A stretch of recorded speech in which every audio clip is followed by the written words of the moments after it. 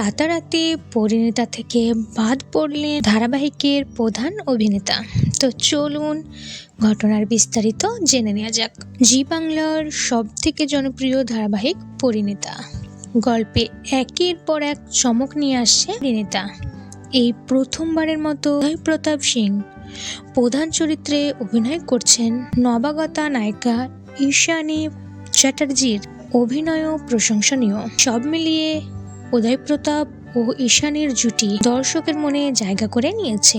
তবে পারুল ও রায়হানের জুটি যেমন জনপ্রিয়, তেমনি ধারাবাহিকে বেশ কিছু চরিত্র দর্শকের ভীষণ পছন্দ।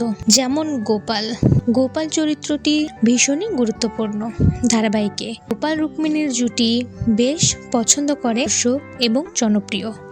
গোপাল চরিত্রে অভিনয় করছেন টেলি অভিনেতা দ্রোণ মুখার্জি, কিন্তু হঠাৎ করে সামনে এলো তার বিদায়ের খবর। পরিণীতা ধারাবাহিক থেকে বাদ পড়ছেন অভিনেতা।